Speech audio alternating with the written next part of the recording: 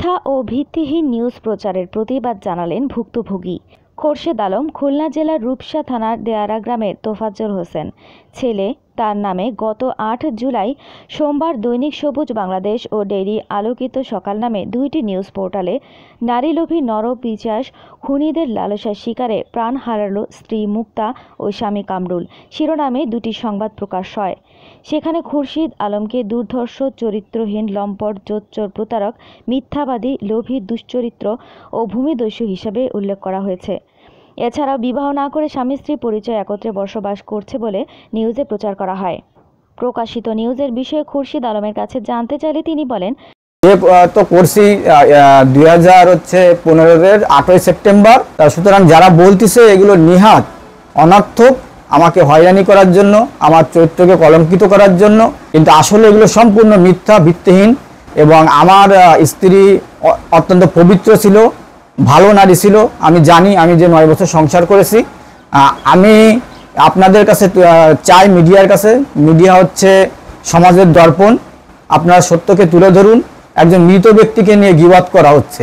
যে ধরনের কথা লিখছে যে আমরা ভূমিদস্যু, আমরা মানুষের মাইরে ধরে অনেক বড় লোক হয়েছি, তা আমরা যদি ভূমিদস্যু হই, আমাদের দলিল যদি জাল থাকে বা যদি কোনো কিছু থাকে, তাহলে কোর্টে যাদেরটা নিচ্ছি তারা মামলা করুক, আইন অনুযায়ী ব্যবস্থা নিক। তারপর যদি তারা পায় আমরা দিয়ে দেবো। এক পক্ষের বক্তব্য শুনে লিখলো, কিন্তু আমার কোনো কথা শুনলো না, আমার কোনো ডকুমেন্ট নিল না, দেখলো না, মেয়েদের কাছে কথা শুনলো না, মেয়েদের মামার কাছে কথা শুনলো না। ঠিক আছে, তো আমি বিনীতভাবে অনুরোধ রাখবো, আপনারা সাংবাদিক ভাই, আপনারা সঠিক তথ্য তুলে ধরবেন। সেটা যদি আমারও ভুল হয় তুলে ধরবেন, তাদের ভুল হলেও তুলে ধরবেন। তো আমি আপনাদের কাছে বিনীত অনুরোধ রাখবো যে আপনারা এটা কলমের কালি দিয়ে তুলে ধরেন সমাজের কাছে। আমার স্ত্রীকে নিয়ে যে ধরনের বিশ্রী ভাষায় লেখালেখি হচ্ছে, আমি এটা বন্ধ হোক চাই, এবং যে সাংবাদিকরা, সম্পাদকরা এটা করছে তাদের আইনের আওতায় আনা হোক।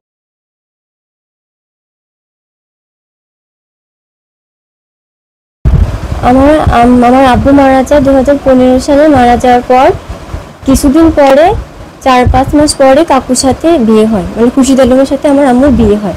আমার আম্মুর সাথে খুরশিদ আলমের কোনো অবৈধ কোনো সম্পর্ক ছিল না, এটা একদমই বানোয়াট। আমার আম্মুর সাথে কাকুদের সেই শত্রুতা ছিল। ওই বাড়ি থাকতে আমরা, আব্বু মারা যাওয়ার কিছুদিন পরে ওরা, আমার দাদি, আমার চাচারা আমাদের সাথে খারাপ ব্যবহার করে। আমরা 1 বছর ওখানে থাকার পরে এখানে চলে আসি। তারপর আমরা এখানেই থাকি, ওদের সাথে আমাদের কোনো যোগাযোগই ছিল না। আর আমার চাচারা তো অসুস্থ হোক কি হোক, আমার আম্মুর সাথে কোনো কন্ট্যাক্টই ছিল না। যেদিন মারা যায় তখন জানে যে মারা গেছে। তারা কিভাবে অভিযোগ করে যে আমার আম্মুরে মারি ফেলছি আমরা, বা কাকু মারি ফেলছি, এরকম তো অভিযোগ কোনো আসার কোনো প্রশ্নই ওঠে না। একদম অসুস্থ ছিল, তারা জানতোই না যে অসুস্থ ছিল। আপার ভাই অ্যাক্সিডেন্ট করার পরে আমরা জানি যে দুলাভাই খসরু আলম, ওনার সঙ্গে আপা বিয়ে করছে।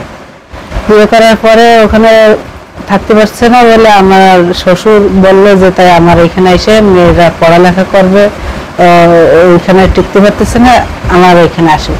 আমার শ্বশুর থেকে এখানে এনে আমাদের পাশাপাশি রাখলো, যা সে দেখতে পারবে, কারণ ওর বাবা নাই, মারা গেছে, তাদের দেখার মতন কেউ ছিল না। পরে খসরু দুলাভাই এনে ওদের খরচ খরচা সবকিছুই দিত। ওরা যে করতেছে এগুলো সব মিথ্যা, আমাদের চোখের সামনে দেখা।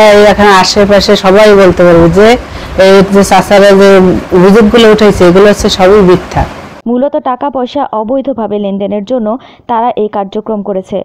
তারা আমার পরিবারের মান সম্মান নষ্ট করার জন্য মিথ্যাচার ও ভিত্তিহীন সংবাদ প্রকাশ করেছে। যারা আমার ও আমার মৃত স্ত্রীর নামে মিথ্যা গুজব রটিয়ে নিউজ করেছে, আমি প্রশাসনের কাছে তাদের দৃষ্টান্তমূলক শাস্তি দাবি করছি।